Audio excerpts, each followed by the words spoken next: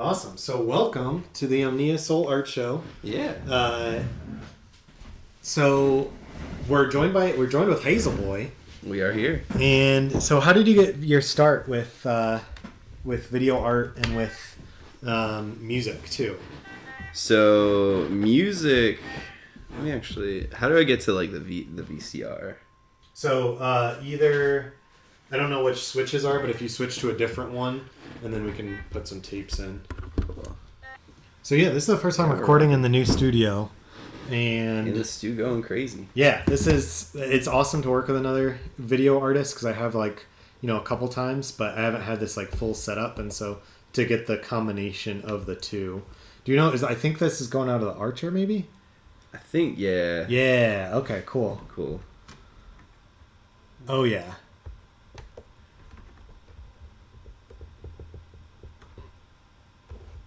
Does it seem sped up, or you? I'm rewinding. Oh, you're okay. Gotcha. Yeah. Oh, that looks cool. It feels like I'm in a actual TV control studio right now. Yeah. Feel like honestly, now I don't want to bring my computer in here, but now I'm wondering how long I can run it to because if I were able to stream from this setup, granted I don't have this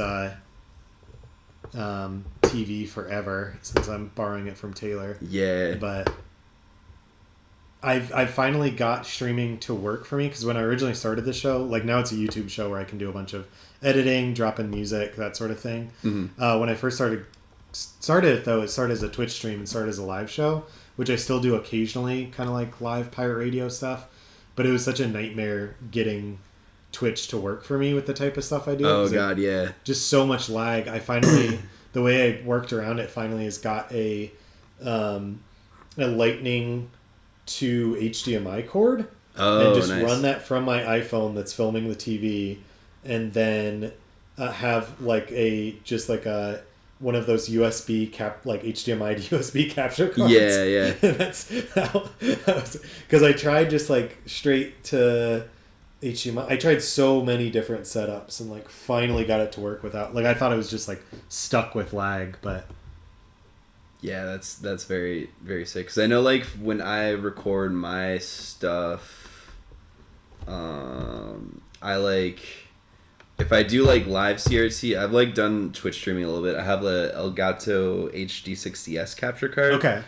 So I have that, and then I have a mini HDMI to normal HDMI, so I could go out of my nice Sony to get super good quality, and then also I could just, instead of doing that, I can plug in my HDMI upscaler to just do DI.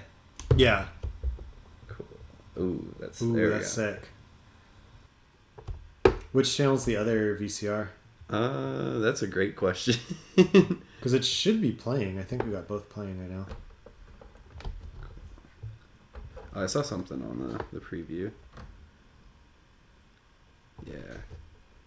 There we go. Yeah, there we go. Cool. So what is this box again? This is... It's a BPMC, and for some reason I'm blanking on... Oh, Fritz D Controller. Nice. Is the name of it. Which also, I know we've got audio output on most of these devices. Do we want to run audio? Or are we more likely to get flagged for copyright? We'll see if Prince will do us well. Yeah, because this does have audio going out to the TV. Let's see.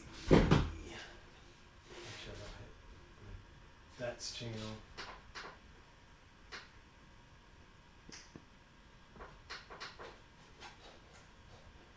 Oh, this box is very cool. It does have audio. It should have audio going on. Oh, but I think my audio might be mixed up as well. Oh no, I don't know if my output hooked up right now. Yeah, I love combining this one with other ones too, because it's got that beautiful colors and static lines. There we go. Does it glitch the audio too? I don't think it. Sounds pretty normal, which is good. Oh, this looks cool. I need to start utilizing this. So that flat screen TV. That was like my main TV just for watching stuff. And there was something off with like the sound card. Oh, really? Where if there was ever like a loud like gunshot in something I was watching or something, it would just like short out. Oh, weird. So I got a soundbar thing that would fix it, and then it just like there's something off with it. But for whatever reason, if I keep it muted, it like works fine. It's like just really old TV, but I haven't utilized it much. But getting to see it with the preview, it looks sick. Like it makes me want to utilize it more. Like I normally just like film off of CRTs with this analog stuff, but what is that, an LCD? Yeah, I don't know much about like the nice TVs between like LCD and LED.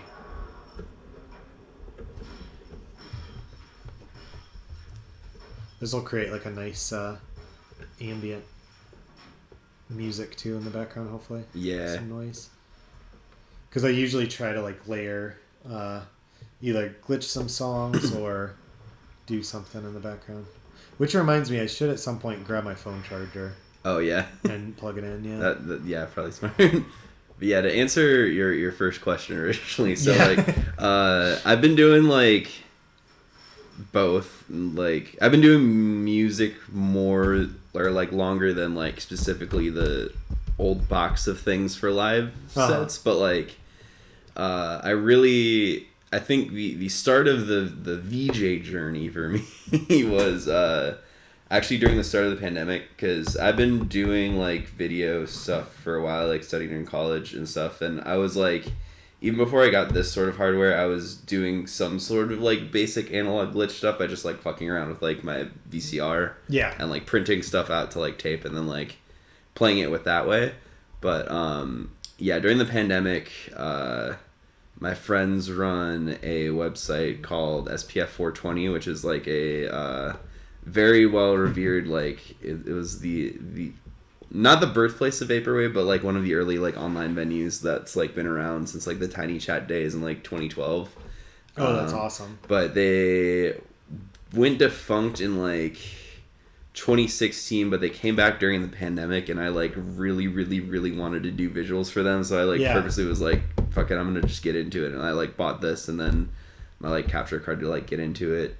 And then the first gig I actually like did live visuals for was their 420 show on 2020, and that was super fun because like I got to work with like some like pretty crazy artists that I like have looked up for a while, and like just got to do like visuals for them. Like is that space still open?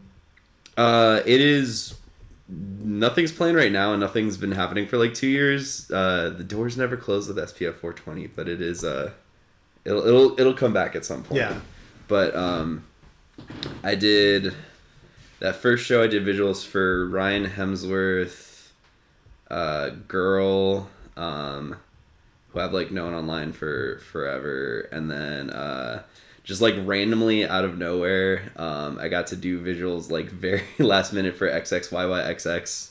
Oh, that's awesome. Yeah, it was fucking weird because apparently there's another VJ playing, and like I don't know what sort of visuals they were doing, because like they did like a check, and like obviously like the team reached out to them, but like half of it was just like visuals of like the VJ's face, and then it froze, so they just like kicked him off mid-set and was like, can you get back on and just start doing shit? So I just like was fucking around with like just like some tapes I had, and then I started playing Lego Racers on my PS2 live. Oh, that's awesome. But yeah, that was fun. It was a movie. Another tangent off of that too. So like before even doing the VJ stuff, like the reason I like befriended a lot of like the people who were like organizing is because I like have been archiving their shows and like posting them on like my YouTube since like 2015, I want to say. Because one of my other friends was doing that for a while and then stopped doing it, so I just kind of like volunteered and kind of took over the historian role. And as you can see, when this starts to like freak out, it'll just start like flashing to normal colors. But you can usually like avoid that by just kind of like putting it mid-transition. But yeah, that's how I got into it. So how long have you been doing music then? In various degrees since like high school. Awesome. Yeah, I've done like the solo thing in various capacities since then, and then like been in bands and stuff too. Yeah, it's. Do you have the audio from one going? That's awesome. You have the. Yeah, so like the way that the video on it, because it is like meant to be like a mixer, so like when you go full to a signal, it'll go to that, and then when you like go away from it, it'll go to the other signal. Oh, that's great. So you can do the glitch Lilo and Stitch with the yeah, get it right in the middle. Oh yeah, that's fun. Sick. Yeah, I feel like a lot of what you had a lot of kind of this mixing and then like bringing in the camera and doing that the layered effect too. Like I love that. Can't get enough of that. I haven't done it much on my show, but I'm hoping to get like I'm borrowing this projector, but I'm hoping to get like a AV projector too. Oh hell yeah! And do more of that. You've got like an album coming out soon, right? I do, yeah. It's not done yet, but I'm hoping to put it out November 11th. It's called Ursa Hazel. I put out 2 of the songs already, which are now on all streaming services, and everyone listening should listen to all those songs. But it's gonna be like 5 or 6 tracks. It's been stuff I've been working on for like the past year of just like, I don't know, very, very dancey stuff. It is also like a little bit of low-key tribute to the furries out there. It's named after my eventual persona, OC, that is also being launched with this project too. So what is your persona? The official name, so there's more lore that I need to actually like finish solidifying out there, but it's Ursa Hazel is the persona's name, and it's essentially a virtual reality avatar for a fake virtual reality game. Oh, that's awesome. That is kind of like the frame of all the songs. Is it kind of like revolving around this like specific game, and it really deals a lot with like the themes of like finding connection with people, like specifically online, away from like the physical world, and just like finding connection in that's crazy. Ether. Oh, that's cool. Dietmtndew, mix it with the blue. Vodka lemon juice, that's what it'll take to say that I love you. Dietmtndew, then I hit the stew. Hit record and play, just so I can say I'm crazy about you too. Wishing I could hit the club tonight. Instead I gotta stay inside. Been months since I bumped that dirty Sprite. I'm dancing with myself tonight. See if all my friends online. Hit that Baja Blast and then I'll feel alright. Go red when you hit my line. I'm a real live one tonight. But I wish I could sit next to you. All my thoughts, they turn to you. In my dreams, a dream of you. You're the thing that'll get me through. But until that dip in Dietmtndew, mix it with the blue. Vodka lemon juice, that's what it'll take to say that I love you. Dietmtndew, then I hit the stew. Hit record and play, just so I can say I'm crazy about you too. In the fall for you. And I crawl to you. I try to call you on the phone, but all I can muster is texting you. Are you up now? Heart is beating like I'm high off caffeine. Don't talk to me unless you cross over the screen. Stay all night and play on the same team. And when we fall asleep, we'll be in the same dream. I wish I could sit next to you.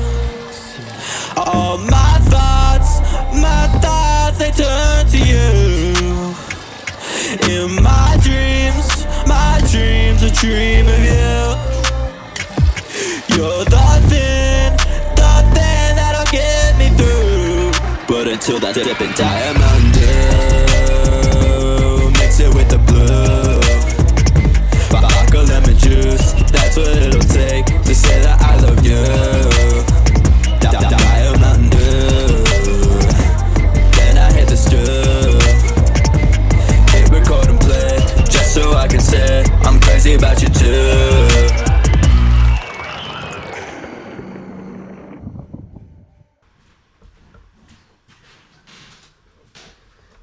the vaporwave scene kind of look like in Chicago? So that's also a very interesting thing because it's definitely like gone under several evolutions of it, and there's a lot of like at this point like just separate things going on, which is like it's cool. It's definitely like evolving differently because I know like Chaz, who's one of the founders of SPF 420, still lives here, still like does music and stuff, and then we've also got like Home. I don't know if you ever listened to Home. I guess he was like not really like super vaporwave, more like in the synthwave kind of realm. But I don't know if you ever heard the song Resonance. It's like the synthwave song. Whatever. But he's in Chicago too. Fire Tools is here. They're like kind of the other thing with vaporwave is that I feel like especially now it's like gone down so many different like. It's branched out a lot more from like what it was, and like people are experimenting and still kind of using that sort of blanket term. Fire Tools is here, and then A Hero, who runs like I think Silk Sounds is a label. They put on like the Vaporwave Zero shows, which there's been 2 shows so far, and I've done visuals for both of them, which is kind of sick. But like they're a couple. They're based in Chicago. I think Soul Surfer might be in Chicago too. They're another like vaporwave artist that like played that show. And they all do cool stuff. A lot of them have put out stuff on Business Casual, which is a like vaporwave label. Yeah. I'm a big fan of Christ. Yeah. And I am not currently subscribed to Business Casual, but I was for a little bit, and it's amazing how just like for the $5 a month or whatever, every album in the discography, and then like goes to your Bandcamp, even if you like unsubscribe. Yeah, I like a pay what you want, which is what I do too, since most of my music's so sample based. Like it just makes it so much easier to just do the pay what you want. Yeah, I think I somehow ended up doing. I like paid $5 and got their whole discography, so my Bandcamp is like all Business Casual now. Yeah, I've submitted the album I'm currently working on. Well, shouldn't even say I'm working on it because it is done. I just haven't released it yet. Yeah. But I submitted it to Business Casual. I doubt I'll hear back just because I know like how busy they are and how many submissions they get. Like if you have enough music submitted that you're putting out an album every single week, like I can't imagine what that submission looks like. And it's like I've only been doing, vaporwave for a couple years now. Like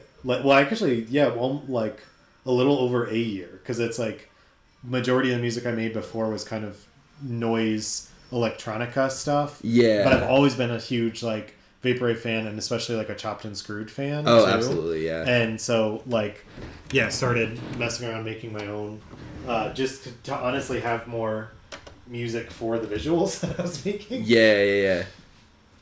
And as now it's like I end up liking a lot of the vaporwave stuff I do more. Not more. I shouldn't say. I feel like my love for video and my love for music is the same. Yeah, that's how I feel. Yeah. But I'd say I end up, because the video is such more of a setup than my current music setup, I end up making more music. Yeah. When I do video art. It's like I don't know. It's weird for me because I always like. I feel like I got. Gonna do Hackers next. Yeah, let's do it. Cool. Or actually, I can bring over the Donnie Darko as well. In the Lilo case. So you said we're talking about doing maybe music more. What was your kind of like? Oh yeah, sorry. Yeah. This can talk. Wow. Yeah, I've never been able to get it to talk, but it says it can talk. Mostly it just does static. Makes it easy. I got one of these VCRs, and I loved it so much that I ended up buying a duplicate. Oh hell yeah! Because it's like I've gone through so many of those like DVD VCRs, which I like the older models because they tend to, like, at least for me, break less. Because it's like the parts were older and it was meant to last longer. Yeah. Where it's like once it got to DVD, they didn't really. I feel like a lot of the manufacturers didn't care.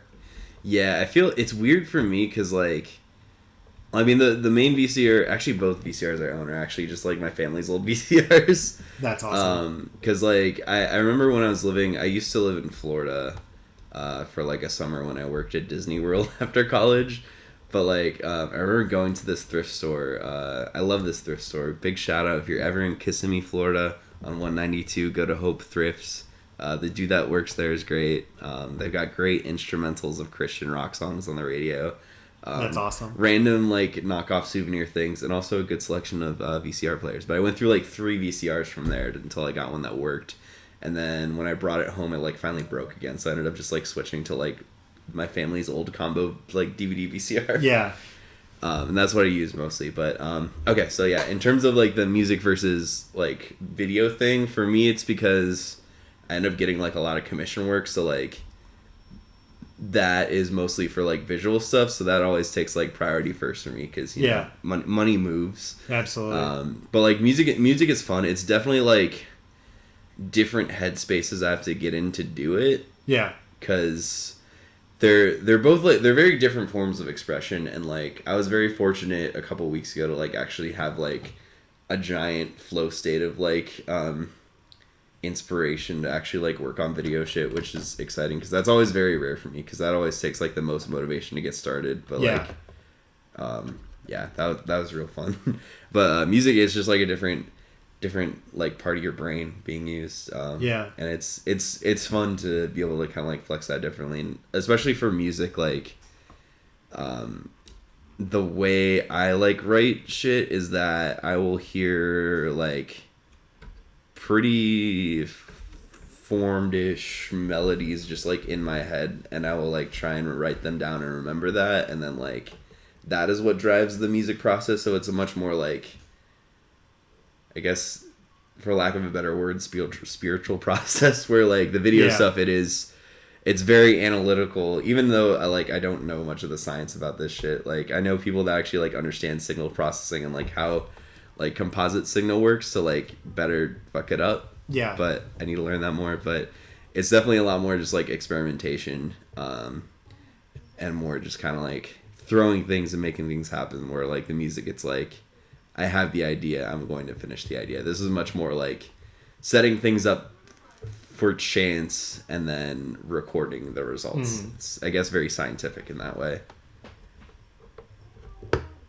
Yeah, with my video stuff too, it's I would love to learn more of the kind of science behind it, and I'm not like a scientific minded person too. So for me it's a lot of just like not really understanding what I'm doing but turning knobs until I figure it out. But I would like to get to the point where I can like get a solder and like mess around with shit and try to like make something on my own. It's like I've watched tutorials of how to make like dirty mixers, and it's really like not hard. Like it's really simple circuitry. Couple gator clips and the 2 inputs, and you're ready to go. I think I do want to give a quick shout out here to Sam Bly. I think they're OPMU CO on Twitter, but they're really fucking smart, and they're like a game dev, but they know a lot about like shader knowledge and like how to fuck with like video, like in the realm of like trying to program shaders. Oh, that's awesome. So like the shit that they do is really good. If you're listening, you should look up the Sam Bly funny rave set from July. It was called like Welcome to Hell or something, and it's essentially this like 20-minute short film essentially that was in the form of like a DJ set, and it's like really really well done and a lot of really cool visuals and stuff. So shouts out.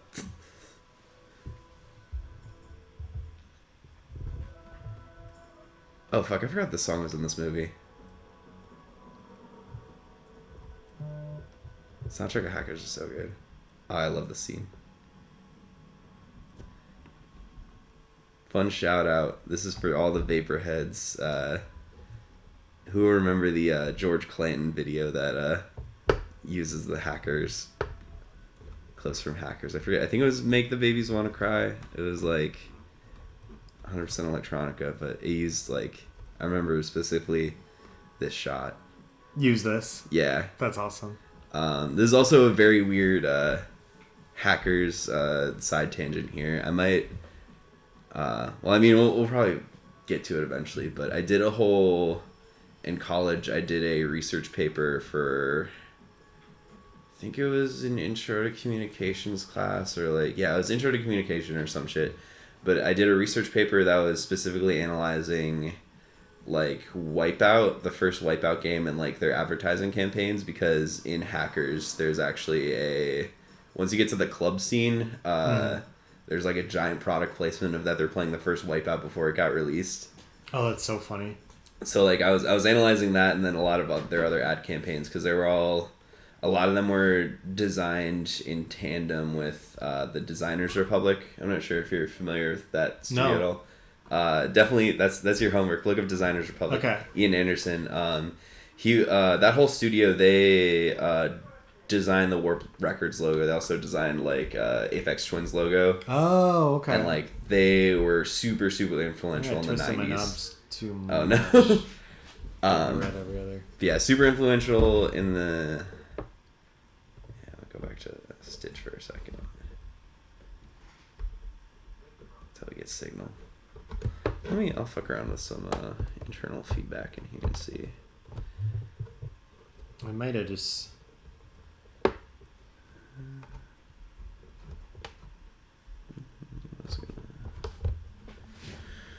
Let's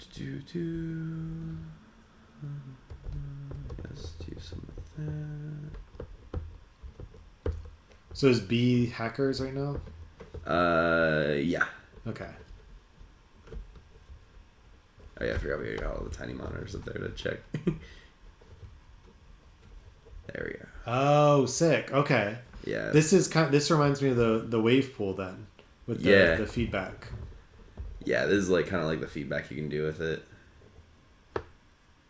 And just kind of like put some different effects, because I always put the effects on the channels being fed back into, because then you can kind of do some cool stuff. Like this is, I think, just hue shift, and then I put the mosaic pixelator on it, and then this is my most used transition on the Videonics is number 28, which is the Luma key transition, so you can do crazy shit like this. Yeah, with the wave pool, it's got Luma key as well, and then the delay with it too is so cool. Love this. Love feedback. Yeah, this is always so fun.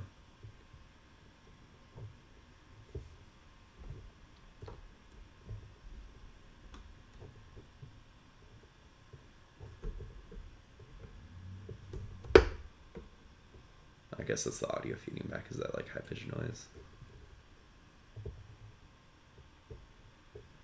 Yeah, this is the best part of doing video stuff, is just staring at your screen in silence. Literally. Yeah, which is one reason I kind of do the interviews a lot of the time separate, is because then I can just do the video, listen to music while I do it, and then kind of overlay it on it. Because the few episodes I've done, I feel like this has been the most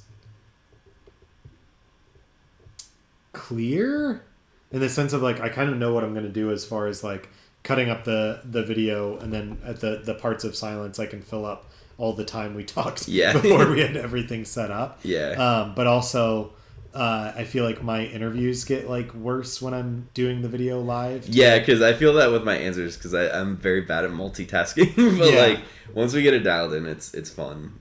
It's then you can just let it kind of coast for a while. It's when you pre-record it, it's like you're doing a VJ set to a podcast. Exactly. Yeah. Essentially, is what this show is. Which I've because when I started it too, it's I started doing more talking because I kept running into copyright. Before I made more of my music, I kept getting copyright struck specifically for music. So I was just I'll just turn it into a talk podcast. I was what I talk about might be boring, because it was just me starting out. I would do a tarot reading on air. Oh, that's so sick. Where one segment I had was called Words, where I just read from a book. But I'd try to have a theme of the episode to all go together. But I'd tell people if you're bored, just mute me and put on whatever music you want. And that's what this show is actually about. But then it's kind of just branched off into interviewing artists, because it's one, more fun to me to get to learn about other creative people that I respect and that I get influence from.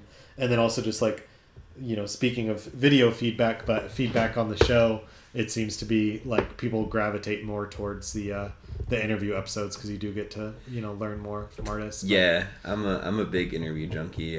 In college, I worked at my school's radio station. Shouts out WXU Radio in Columbus, Ohio. Capital University strong.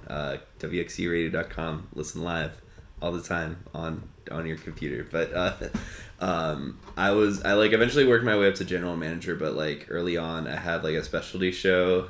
It was called XX2 on WXU, and like it was kind of the same thing, but more like geared towards music, where I would essentially like I just like do a DJ mix of like the shit I liked, because the real genesis of me wanting to do that is that when I was in high school, I remember like before I even like got accepted to school, I tried to like submit my music to the station, and the music manager at the time like rejected it. Oh really? So it was just essentially spite them to just get my own fucking shit on the radio. But I would do like a DJ mix, and then like halfway through I would interview somebody, and then I would have them do a guest mix. Nice. And that was like so fun, because like one of the most rewarding things is like seeing people I've like interviewed on there like actually like eventually like years later like get a lot of success they deserve, because like I interviewed Young Skirt like back in really? Was it 2016? Yeah, Young Skirt, and then Drain Puppet, who now makes music as Black Winter Wells. That's awesome. And like Wells a 6 too, because we're in Garden Avenue together, so like we kind of like connected that way. I had I don't know if you know the producer 16-Year-Old at all. He's like a hip hop producer. He co-produced Mo Bamba by Sheck West. Oh, okay, yeah. But yeah, when he was actually like really 16 years old, he was on my like show, which was kind of sick. That's so sick.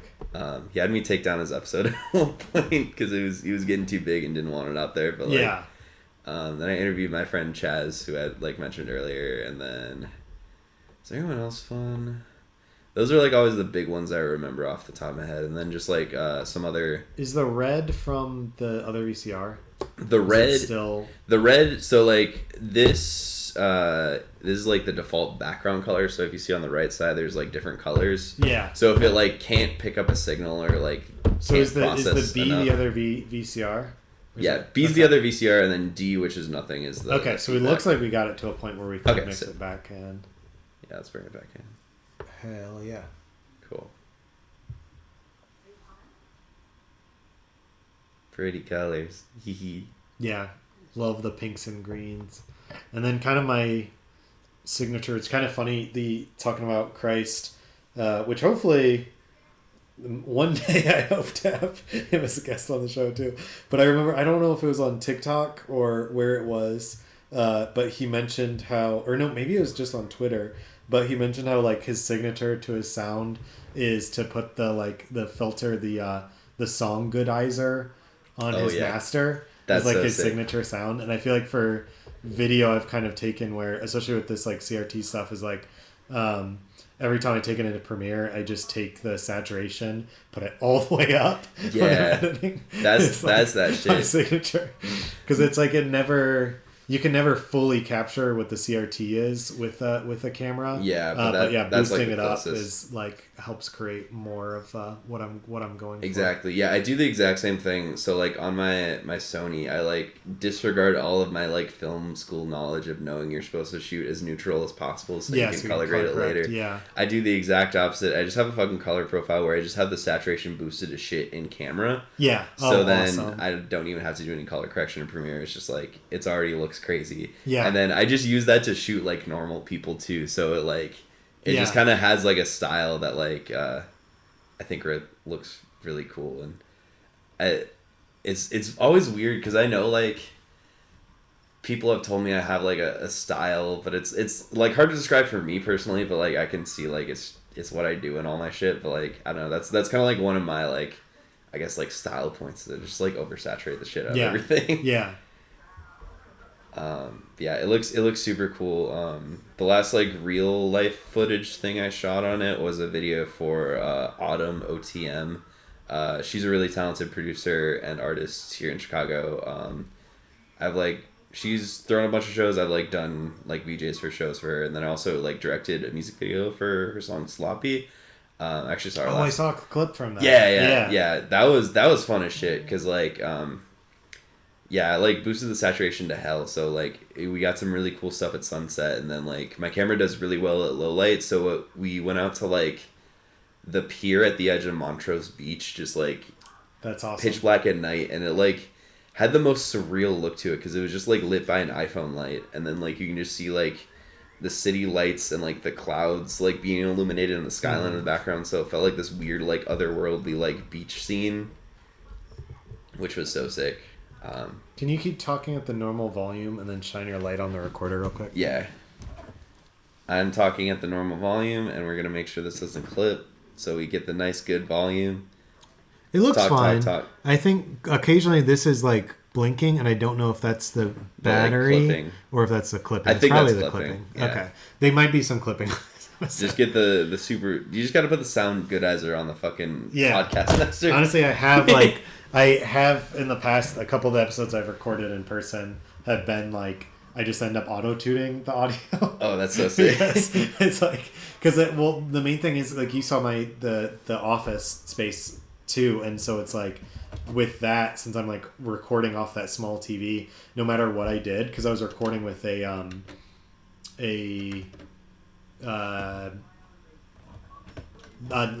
a blue like Yeti mic, and that picks up everything, so it'd pick up just like the hiss of the CRT no matter what I did. One way to avoid that is I started just like would do the kind of trying to sound correct, but then also just throwing on auto tune because why not? We'll go to 6 and see how that sounds. Can you talk at your normal volume? Check. Yeah, it doesn't seem to be clipping anymore. Awesome. Sick. But yeah, so that scene in Hackers I was talking about, we actually just got to it. I forgot how early it was in the movie. I was going to straight up, just for sake of archival purposes, I'm just going to play it raw here. So the viewers at home know what we're talking about. So Angelina Jolie is playing a very early... Shit, I need to rewind a little. She's playing a very early build of Wipeout. Now I'm wondering if it's too low, but I guess I can just turn it up, right? Yeah. Okay. I love this movie so much. I haven't watched it in so long.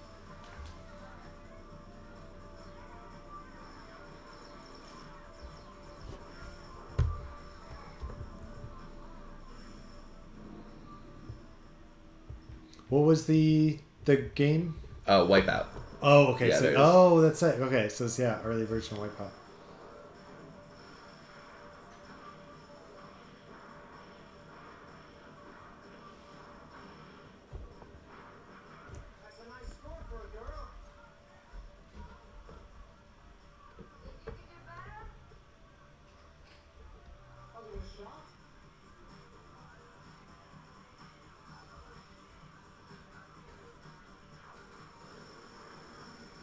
Oh yeah, you can see the PlayStation logo on there.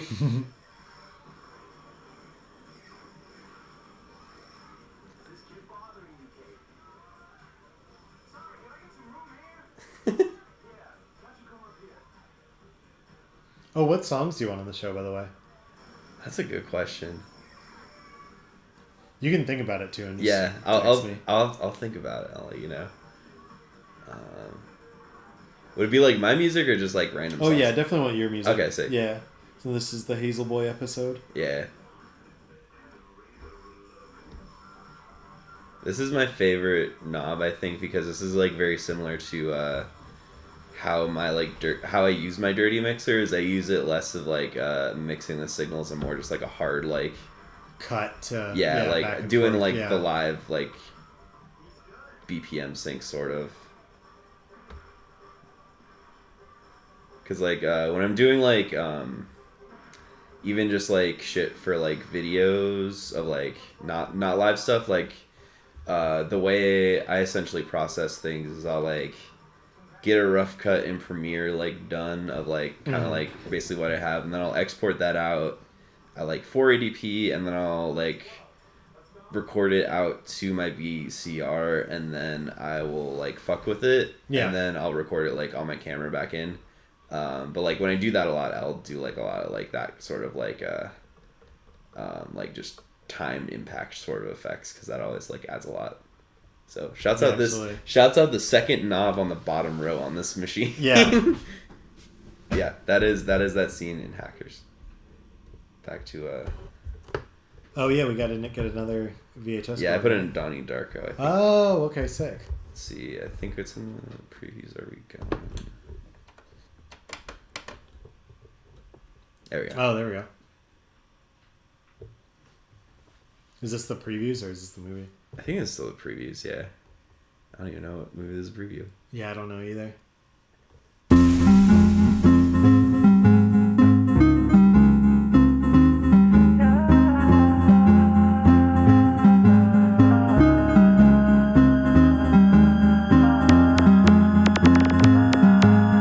Take you on the journey of a lifetime.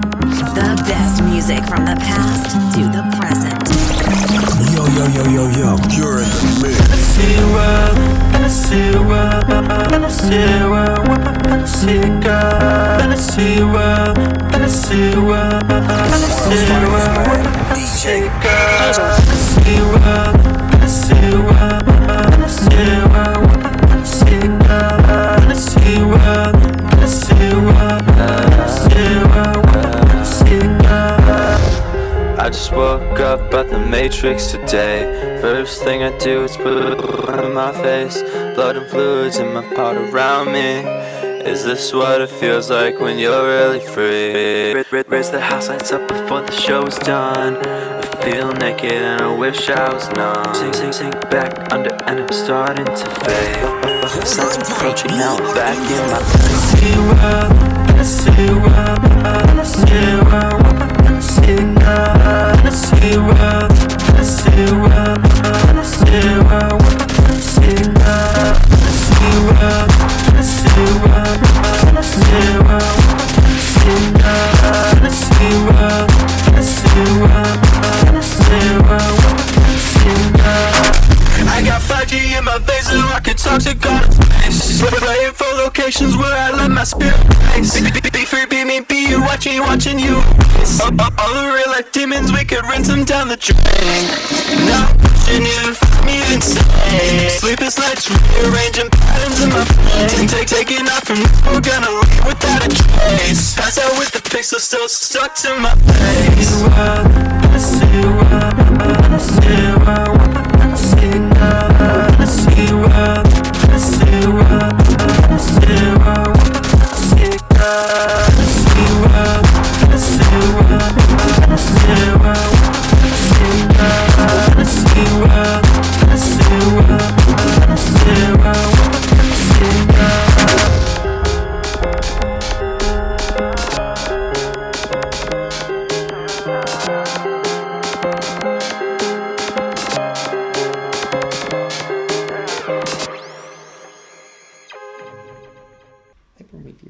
Oh, hi. Yeah, he's a very social guy. Yeah. Oh, is this Top Gun? We got the Top Gun trailer on here. Oh, hell yeah. Did you see the new Top Gun? No, not yet. So I saw the, which he'll laugh if he watches this episode and brings it up because he's one of the, like, few people I know who, like, yeah. I feel like I get, like, maybe, like, 20 views per episode or something. Depends on who I interview. So maybe yeah. with the hazelboy episode, it'll, like, pop off. Yeah. But it's behind enemy lines. I had a friend who really wanted to go see the Top Gun movie, and I hadn't seen the first one, so like I went out of my way to watch the first one, and then he ended up going with his dad instead. Oh shit! So I always give him a hard time. Like, we were supposed to see that movie together. Supposed to see that Top Gun. And so I still haven't seen the Top Gun sequel yet. Don't worry, I haven't even watched the original yet.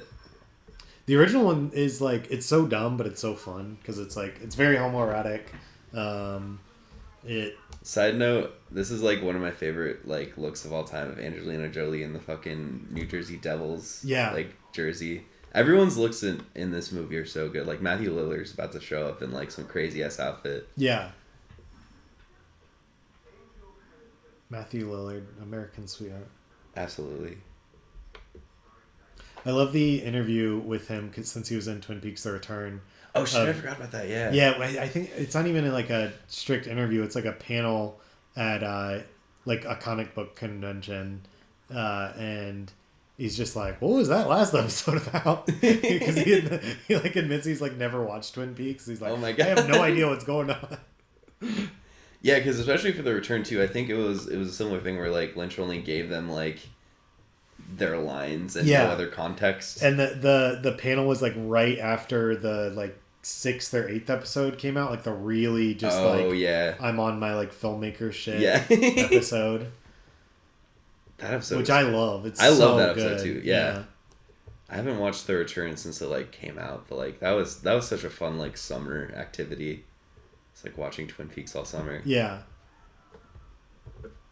I remember being in like I forget if it was the Reddit or the like Facebook group, and there's this one theory going around that like, I think I still have this on my computer, but I haven't watched it, where they like overlaid the last 2 episodes together because there was a theory that they were like supposed to like interact with each other. Oh, interesting. But I think that got debunked. But like it was one of those like Pink Floyd Dark Wizard of Oz type. Yeah. That was another fun thing about audio school. Is like my senior year, somebody got like a bootleg DVD where they like made a 5.1 surround like version of Dark Side of the Moon, and then they had it like already pre-synced to it, and we watched it like in a really fancy ass studio with like 5.1 surround.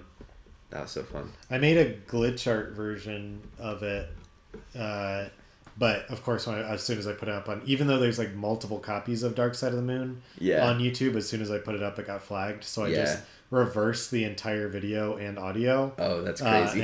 And put that up, and it hasn't been taken down yet. Hell yeah.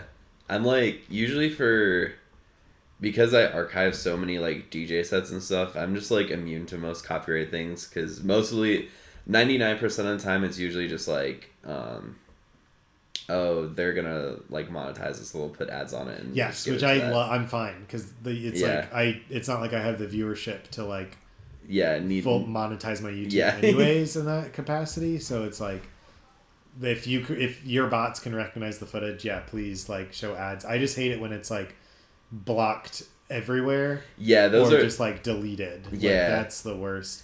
I had one that was like blocked from certain countries, and then they went back later and decided to block it everywhere. Oh, that's like, fucking weird. It was like over like a song or something. And there's like somewhere it's only like 2 countries where you can't see it in. It's like still so weird. With anime especially, a lot of time anything owned by Bandai will get blocked in just Japan, because they have like a Bandai network. So if you ever like glitch Gundam stuff and if it recognizes that, it'll probably get banned.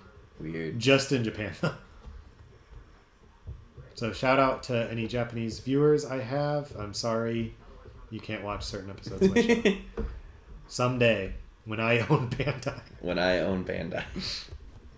I get my bands up, I will own Bandai. Change these copyright laws for good. Yeah, I think the weird ones I always get is like if I record like a DJ set or something, and then like... And the DJ samples?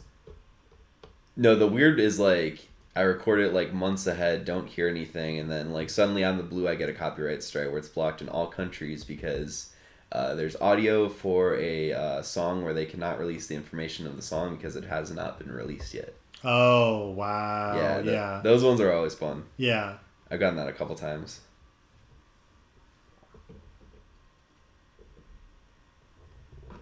That invert is so nice. Yeah, it looks so good. Like all the effects built in here are so fun. I'll give you a tour of the other effects while we're at it. I actually I'd have to like find it, but when Taylor got a Videonics, they gave me and I've been meaning to glitch it too. When I had them on the show, we ended up glitching Phantom Menace instead. But they gave me the like VHS that explains how the Videonics works. Oh, hell yeah. So if you want to glitch that with the Videonics too. That's so sick. I think I remember watching that on YouTube before I bought it. There is a stream on there's a YouTube rip of it. But yeah, we got posterize. Oh, I love the posterize. And we got the strobe stutter. Can like slow down the frame rate. Mosaic. So does the Videonics work as a time-based corrector too then? what is a time-based corrector? Because I remember in the manual it talks about time-based correctors, but I don't understand. I don't fully understand the science. Do you know Yovazol? Yeah. Yovazol actually got a great video on it, and a lot of times with like stuff like projectors, if you're using analog equipment, when it just like goes to that blue screen, it's like because it can't handle like the video signal you're throwing at it. Mm-hmm. But a time-based corrector will like work as kind of like as far as I understand it, work as like a filter in between those two to like, yeah. So they make like actual time-based correctors, but a lot of like video processing stuff has them sometimes like will have them built in. Oh, that's sick. Okay. So like he goes into way more of the detail of it. That's so a shout out Yovazol. Yeah, shouts out Yovazol. I saw them. I met them once in real life for the first Vaporwave Zero that actually happened like last December. Yeah, they were in town for it. I also have. I still haven't watched it yet, but I bought the Yovazol Luxury Elite. I think it was the High Society VHS release. I bought I think it's the Helios one. Oh, that one. Helios, yeah, I've got the Helios one. Yeah. That one's so sick. I still haven't watched it yet. I have a habit of like buying like contemporary people's VHS tapes and not watching. Never watching it. Yeah, I think I only have 3 contemporary tapes. I've got the Yovazol. I've got one from Andre J, who made the Wave Pool. Oh, sick. And then one that's just do you know Strange Tape Zine? No. In Chicago. So there's someone in I don't know their name, but or I'm blanking on their name right now. But yeah, Strange Tape Zine like collects kind of like homemade VHS. Oh, that's and then sick. like makes like video collage out of it. Oh, that's sick. And yeah, so it's like one of those, and so it's just kind of like a clip show, but it's a lot of fun. That's fun. Yeah. Yeah, it's Helios, and then I have the Meishi Smile. I think it was, I forget which. I think it was an album that came out like last year. They like put out a like VHS release of it too that had like the music videos on it. I think those are the only like 2 contemporary ones, but shouts out people still making tapes in 2022. Yeah. I want to know I want to know who the distributor is. Like, or are they buying the dubs themselves? Like, are they dubbing it themselves? I don't know what Yovazol does, but I know another like person that also is putting out tapes now. She goes now by E_death, but she put out her tapes as Edith Underground. I know she actually just like hand dubbed them all herself. Like, she got really into just like buying old tapes from like the thrift store and stuff, and then like taking the reels out and like splicing it to the exact length, and then like doing a clean dub with like no data over it, and then like doing like an actual dub with information on it. Oh wow. And then like she designed like the box art for it and like printed out the box art and like did it all herself. Sick. Yeah. That sounds like so much work though. It's very much like an autism task. Yeah. But like she did really well, and I don't know if there's any more available at the moment, but there may be at some point, so keep a lookout. Oh, that looked cool for a second. Yeah. But yeah, I think there are still some like duplication houses that like still exist, because I know like the place where like my band back in the day would get like audio cassettes dubbed, I think they did have like a VHS like service still. Okay. Because at least like those houses, it's like a whole big duplication house where they have a lot of like blank media. Yeah. They do. So I think VHS might have been one of them, but I'm not too sure off the top of my head. But yeah, I think there are places that'll do it for you if you want to get the professional approach. I feel like just because I feel like if I wanted to do a VHS release, I'd want to do like limited edition of like 25 to 100. Yeah. And even doing 25 sounds like such a nightmare to me. Yeah. I feel like, because for me right now, I'm in that sort of the DIY, like trying to figure out numbers for like doing like shirts and shit of just like, I am doing it myself and trying to figure out like how much I should get, like how quickly it'll sell out. Because it is nice, like the model I've been doing. Oh, that's the bunny guy right there. Nice. Frank. That looks fucking crazy.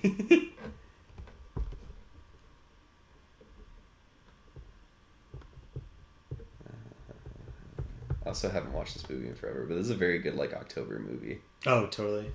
Yeah, with Halloween coming up and.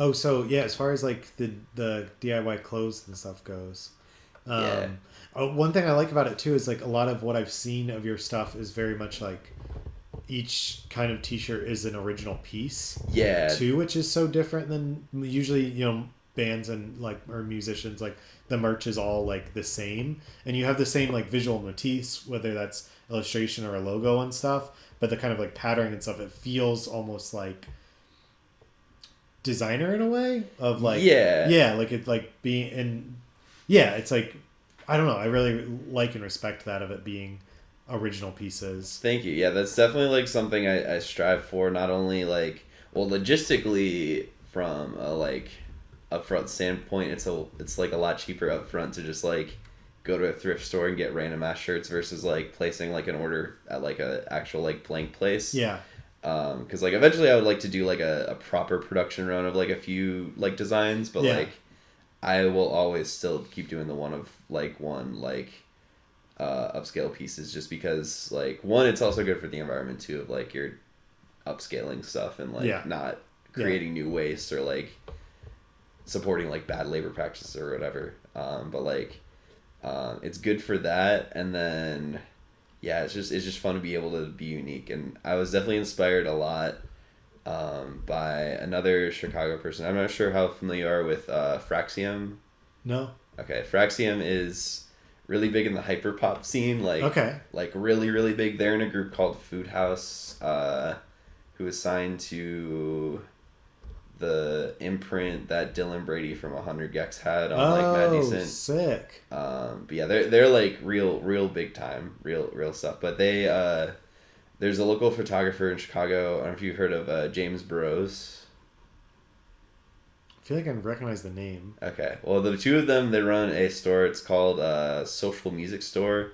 And they're like definitely a big inspiration because they do a lot of like a similar sort of thing of just like they start a lot just doing like upcycled like one-of-one pieces. Yeah. And just like have it on their web store. And that's definitely like, not to say I'm ripping it off because it is a great idea, but like they're definitely a big inspiration for like how I kind of want to like have the model of this be, of like always have that sort of like upcycle, that like very unique thing. Because one is just like the uniqueness, and then it's also just the hype of like there's new shit every show. Yeah. And then I'm eventually going to actually make a web store, and I want to kind of do the same thing of just like build the hype around the drops to like really kind of bring people back and have it only open for like a limited time and have like super limited stuff to like really just kind of build the awareness and like have people be excited about it, because I'm like super excited about it, and like it makes me really happy to also have other people excited about it. Another thing that this brand, so the shirts and stuff there, it's part of a brand that is called Morph Magic, and that's kind of like a shell sort of thing for a lot of my creative output. It's like a collective of myself. It's a record label of myself. It's a clothing brand of like myself and like stuff I do. But it's going to be under that brand. And one of the big tenets I also like to focus on for this is that I only want to make shirts that are size large to like 3 or 4X, and just like have it specifically be just like big shirts. Because as somebody who's been like plus size my entire life, I really want to like give people who have that sort of experience like a high grade designer like fashion experience that they're excited about, and then like other people are excited about, because even just like oversized tees are fun, like regardless. They're great. But like I definitely but especially because of so much of the fashion industry is like catered towards tinier and tinier shirts. And there's like some brands that are good, and definitely a lot more like doing cool shit now, but I like want to continue that trend of just like, you know, being big, being large and in charge. But it's all very exciting. I have a bunch of fun stuff planned. A lot of my designs right now, beyond just kind of like the normal box logo and just kind of like the normal logos of like stuff I have going. I feel like the motif for like the first like online drop I want to do is definitely like kind of like playing with like rock and roll shirts and like band tees of just like taking other bands and then just putting my shit all over Yeah. Like I have one shirt which may be for purchase at some point. It's a Nirvana shirt that I like over the like smiley face logo. I put my smiley face logo on it. And then like I kind of want to see if I can find a Blink-182 shirt to do the same thing. Hell yeah. And then like the design I have, the back print that I've been like, the one biggest struggle of like learning to screen print is there's this one particular like print that's like a lot bigger screen than the other ones I do. So I've been having some like difficulty learning with it, but it is, the back pattern is a reference to this band from Ohio, from Dayton, Ohio, back in the 90s called Brainiac. I don't know if you ever listened. Yeah. Yeah, Brainiac. Yeah, it was their very first tour shirt. It just said on the back, "Fuck y'all, we're from Dayton." Love that. And then like, I just wanted to reference that because they're definitely like one of my favorite bands, and they're the reason like I write all of my song titles in leet speak because they did that, and like they just, I don't know, like listening to their music, I think it was like one of the most like visceral, like sort of cathartic and cool music experiences I've ever had, and like I really want to like show them justice, and like people that aren't aware of them need to like listen to them because I feel like they definitely were cut short. Rest in peace, Timmy. But like, yeah, people need to be aware of them because they're a really fucking good band. And that's why I do that, and I think that's kind of part of like the rock music motif of just like doing that sort of thing because it's also too like, I know when I was in high school, like there were like all these like very cool like rock and roll shirts I wanted to get, but I just like never did. And I always wanted to just like, I did have one friend in high school that would like custom like spray paint their own like band shirts, and I was like inspired by that and kind of wanted to do something similar, and like finally being able to do it. So I'm like essentially making merch I've wanted to own my whole life, but just making it like my own shit. I got jeans on me, I got jeans on me, I got jeans on me, I got jeans on, I got jeans on me, I got jeans on me, I got jeans on me, I got jeans on, I got jeans on me, I got jeans on me, I got jeans on me, I got jeans on, I got jeans on me, I got jeans on, I got jeans on me, I got jeans on. I'm 1,000 degrees, sugar honey iced tea, Alexander McQueen, yes I rock the lot. When I walk down the street, creepy see me lurking, feeling fresher than me, I think that's a story. I'm a true religion fiend, God is always watching, movie studio for me, cause I'm wearing acne. I'm so raw on the knees that I think it's gripping, please don't get close to me, bitch I gotta wait. Pop up against the wall, waiting for the cock, for me give it I don't wanna fall like 1, 2, 3, yes I got it on me. Well maybe we can hold hands to the beat. I don't think we met, but sure all I need. Okay, besides all the jeans, I got jeans on me. I got jeans on me, I got jeans on me, I got jeans on me, I got jeans, I got jeans on me, I got jeans on me, I got jeans on me, I got jeans on. Got my dickies and leaves, pockets filled with money. Eat that beach right on me, gotta keep it shiny. Tommy Hilfiger clean, match it with the Nikes. Got your boots next to me, get you right on. Pop up against the wall,